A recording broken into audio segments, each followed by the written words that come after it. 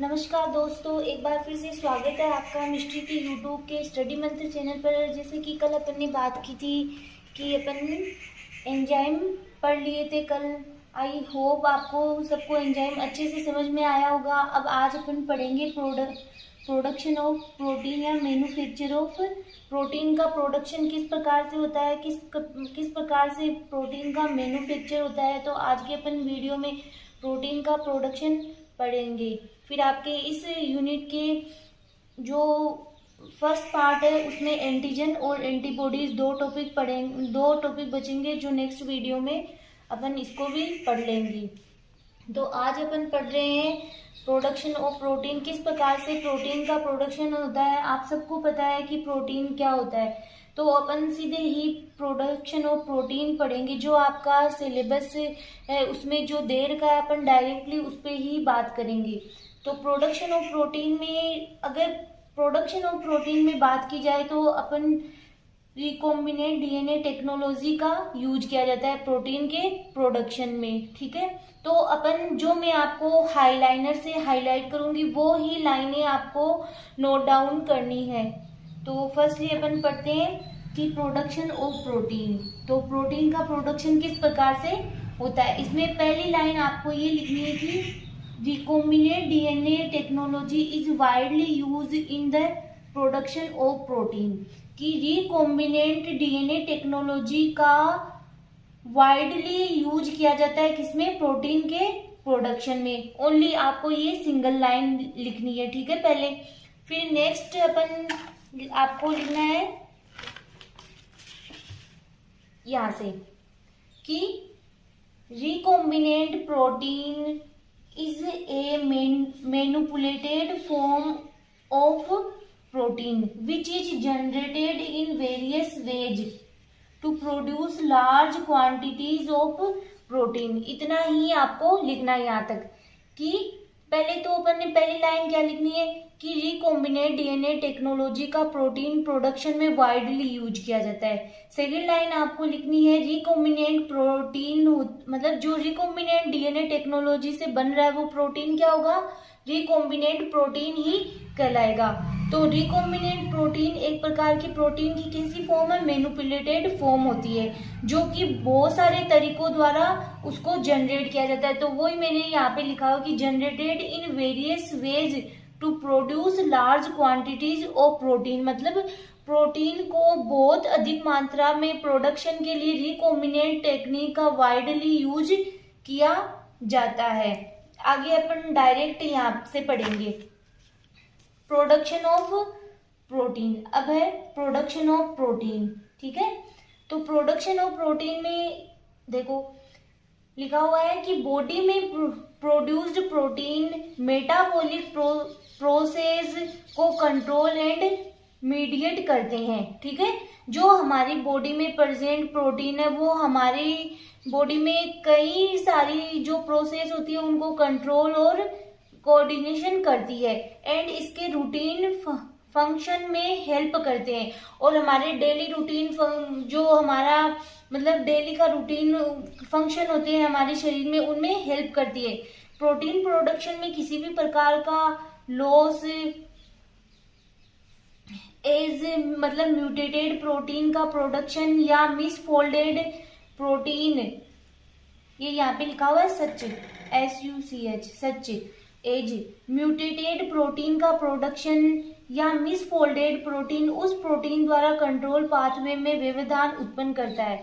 मतलब यहाँ पे ये लिखा हुआ है कि प्रोटीन का प्रोडक्शन होता है तो उसमें अगर किसी प्रकार का लॉस हो जाए, जैसे कि सच एज, जैसे कि कोई म्यूटेटेड प्रोटीन हो जाए या फिर कि मिसफोल्डेड प्रोटीन का फॉर्मेशन हो जाए, तो जो प्रोटीन बन रही है उसके कंट्रोल उसका जो पाथवे उसमें क्या होगा, व्यवधान उत्पन्न होगा या फिर बाधा उत्पन्न होगी। आगे बढ़ती हुई डिमांड के द्वारा भी प्रोटीन को कल्चर मीडिया द्वारा लार्ज स्केल पर प्रोडक्शन किया जा रहा है। मतलब जैसे जैसे डिमांड बढ़ रही है प्रोटीन की तो प्रोटीन को क्या किया जा रहा है, कल्चर मीडिया पर लार्ज स्केल पर प्रोडक्शन किया जा रहा है। अपन यहाँ पे ये प्रोटीन प्रोडक्शन किस में पढ़ रहे हैं, बायोटेक्नोलॉजी में। तो बायोटेक्नोलॉजी में अपन जो भी चीज पढ़ेंगे वो क्या होगी, या तो इन विट्रो होगी, ठीक है। मतलब जैसे प्रोटीन पढ़ रहे हैं तो अपन इसको क्या कर रहे हैं, कल्चर मीडिया द्वारा प्रोडक्शन कर रहे हैं। बायोटेक्नोलॉजी मतलब बायो प्लस टेक्नोलॉजी, मतलब जैविक चीजों का यूज करके उसको टेक्नोलॉजी में काम लेना, ठीक है। तो ये इसीलिए बायोटेक्नोलॉजी में, मतलब जैसे अपन ने कल एंजाइम पढ़ा था, तो एंजाइम को किसके द्वारा प्रोडक्शन किया था, माइक्रो ऑर्गेनिज्म द्वारा कल्चर मीडिया में उनका प्रोडक्शन किया था। इसी प्रकार से आज अपन प्रोटीन पढ़ रहे हैं, तो प्रोटीन के प्रोडक्शन के लिए भी अपन किसका यूज में लेते हैं, कि कल्चर मीडिया का यूज में ले रहे हैं।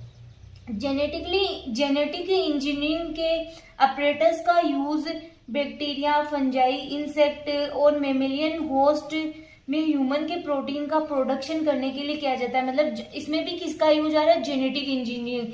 जेनेटिक इंजीनियरिंग के जैसे बैक्टीरिया, फंजाई, इंसेक्ट आदि का यूज करके ह्यूमन के प्रोटीन का प्रोडक्शन किया जा रहा है।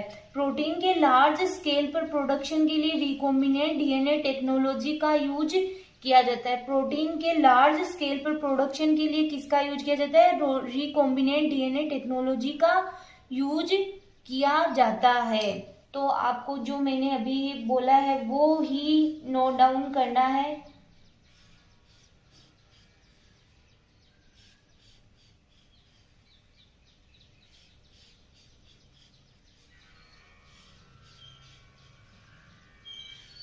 नेक्स्ट अपन इसकी प्रोसेस पढ़ेंगे कि किस प्रकार से प्रोटीन का प्रोडक्शन किया जाता है। सिंपल सी प्रोसेस है जो मैंने यहाँ पे बता रखी है, वो ही आपको एग्जाम में लिखनी है, उसके अलावा कुछ नहीं लिखना है।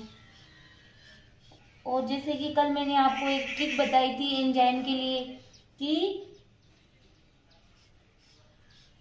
आपको याद भी हो गई होगी उसको पढ़ते पढ़ते, तो आज मैं आपको प्रोटीन की प्रोसेस भी उसी प्रकार से पढ़ाऊंगी। देखो प्रोसेस क्या है इसका, प्रोसेस पढ़ते अपन प्रोटीन प्रोडक्शन की प्रोसेस पढ़ते हैं। सबसे पहले क्या लेते हैं, एक वेक्टर। इसमें क्या करते हैं अपन, सेलेक्टिव जीन डालते हैं, ठीक है, जीन ऑफ इंटरेस्ट।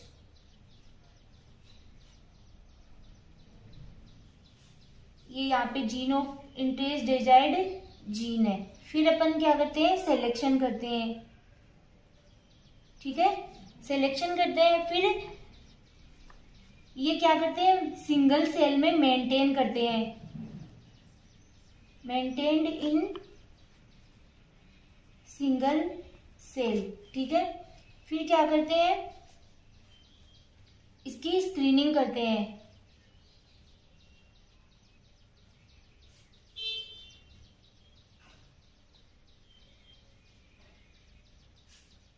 स्क्रीनिंग इन, अच्छा ये स्क्रीनिंग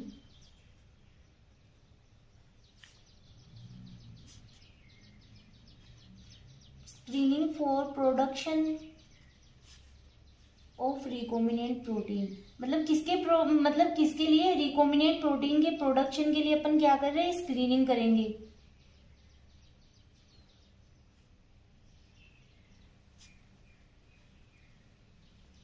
फिर है कि सबसे पहले क्या करते हैं अपन, एक वेक्टर का यूज में लेते हैं। इसमें जीन ऑफ इंटरेस्ट मतलब अपन सेलेक्टिव जीन डालते हैं किसके प्रोडक्शन के लिए, रिकॉम्बिनेंट प्रोटीन के प्रोडक्शन के लिए। फिर सिलेक्शन करते हैं, और फिर सिलेक्शन के लिए क्या करते हैं, मेंटेन करते हैं किसी सिंगल सेल को। फिर स्क्रीनिंग करते हैं किसके लिए, for production of recombinant protein के प्रोडक्शन के लिए अपन क्या करते हैं, इसकी स्क्रीनिंग करते हैं। फिर है cell line is chosen for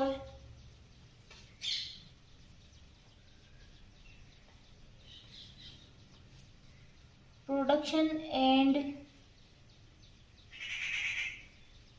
grown on large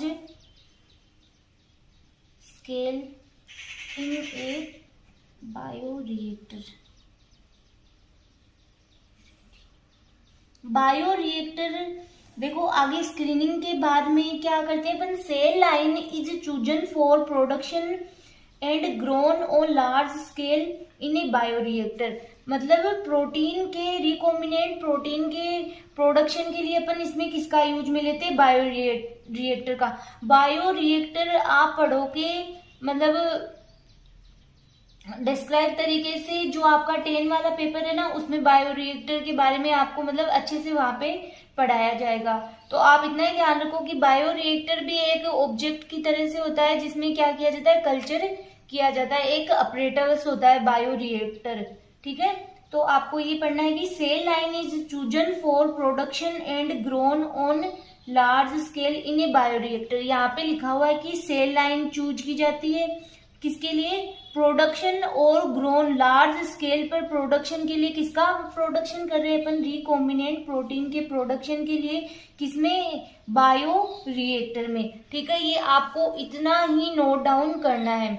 यहाँ पे आपको नहीं समझ में आ रहा है तो आप इसको देख सकते हो कि पहले अपन एक वेक्टर का यूज में लेते हैं, वेक्टर में जीन ऑफ इंटरेस्ट मतलब सेलेक्टिव जीन को डालते हैं, फिर सिलेक्शन करते हैं। सिलेक्शन करने के लिए एक सिंगल सेल को क्या किया जाता है, मेंटेन किया जाता है। फिर इसको क्या करते हैं, रिकॉम्बिनेंट प्रोटीन के प्रोडक्शन के लिए स्क्रीनिंग की जाती है। फिर सेल लाइन चूज किया जाता है और उसको प्रोडक्शन और ग्रो के लिए क्या किया जाता है, बायोरिएक्टर में कल्चर करवाया जाता है। ये आपको इतना ही प्रोसीजर में लिखना है कि रिकॉम्बिनेंट प्रोटीन को बनाने की प्रोसेस क्या होती है, ये आपको इतना ही नोट डाउन करना है। ठीक है, इसके बाद में आपको लिखना है,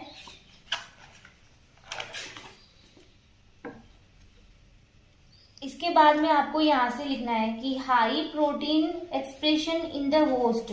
मतलब बहुत ज्यादा हाई प्रोटीन के एक्सप्रेशन के लिए अपन को क्या क्या करना चाहिए, ये आपको आगे नोट डाउन करना है कि हाई प्रोटीन के प्रोडक्शन के लिए क्या क्या यूज में लिया जाता है। ठीक है, तो आगे अपन देखते हैं कि यूकैरियोटिक प्रोटीन के एक्सप्रेशन एंड प्रोडक्शन के लिए एक एक्सप्रेशन वेक्टर में इसके cDNA की क्लोनिंग एंड उसके बाद सुटेबल होस्ट में वेक्टर के ट्रांसफर की आवश्यकता होती है। जो मैंने अभी आपको बताया था कि ये मान लो कोई यूकैरियोटिक अपन मतलब यूकैरियोटिक प्रोटीन के प्रोडक्शन कर रहे हैं, तो उसके एक्सप्रेशन के लिए क्या किया जाता है, एक अपन को सूटेबल वेक्टर की आवश्यकता होती है। ठीक है, रिकॉम्बिनेंट प्रोटीन के प्रोडक्शन के लिए अपन को एक सूटेबल वेक्टर की आवश्यकता होती है। इसमें क्या करते हैं, cDNA की क्लोनिंग और उसके बाद इसको क्या करते हैं, किसी होस्ट में ट्रांसफर कर देते हैं। ठीक है, तो यही यहाँ पे लिखा हुआ है जो मैंने अभी आपको बताया था। मतलब जो अपन ने लिख लिया उसको ही अपन पढ़ रहे हैं।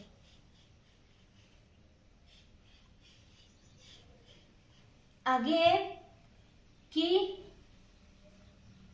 प्रोटीन के प्रोडक्शन के लिए डीएनए को मॉडिफाइड क्लोन किया जाता है। मतलब प्रोटीन के प्रोडक्शन के लिए क्या किया जाता है, जो अपन ने डीएनए लिया उसको मॉडिफाइड और क्लोन किया जाता है। इस प्रकार प्रत्येक होस्ट में, आपको ये वाली लाइन लिखने की जरूरत नहीं है, यहाँ पे ये लिखना है। फिर डिफरेंट एक्सप्रेशन सिस्टम में यील्ड वेरिएशन है, बट प्रोटीन की हाई लेवल एक्सप्रेशन निम्न पॉइंट पर डिपेंड करती है। मतलब जो डिफरेंट एक्सप्रेशन सिस्टम होता है, मतलब जो डिफरेंट मतलब अपन के पास अगर डिफरेंट वेक्टर है तो उनका एक्सप्रेशन भी अलग अलग होगा।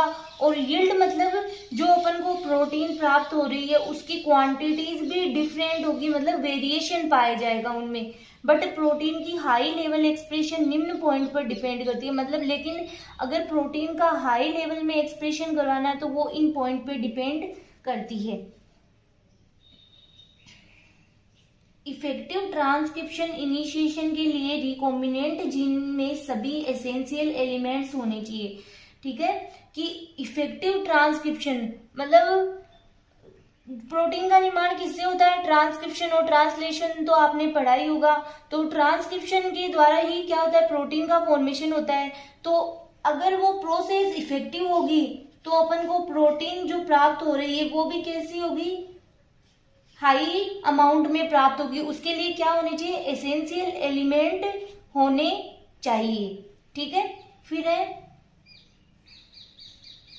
बैक्टीरिया में वायरल T7 प्रमोटर के यूज से रिकॉम्बिनेंट प्रोटीन की हाई यील्ड प्राप्त हो सकती है। बैक्टीरिया में वायरल T7 प्रमोटर के यूज से, मतलब ये वायरल T7 क्या है, एक प्रमोटर है, इसका अगर यूज किया जाए तो क्या होती है, रिकॉम्बिनेंट प्रोटीन की हाई यील्ड प्राप्त होती है। ठीक है,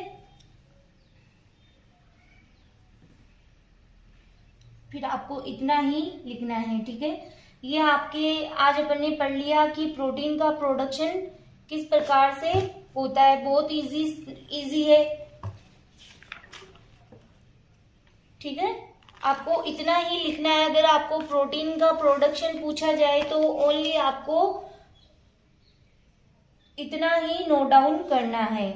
फिर आगे अपन नेक्स्ट पढ़ेंगे प्रोडक्शन ऑफ एंटीजन का प्रोडक्शन किस प्रकार से होता है। नेक्स्ट वीडियो में अपन एंटीजन का प्रोडक्शन पढ़ेंगे। आई होप आपको मेरा वीडियो बहुत पसंद आया होगा। बहुत ही इजी ट्रिक से मैंने आपको ये पढ़ाया है और आप इसे नोट डाउन कर सकते हैं।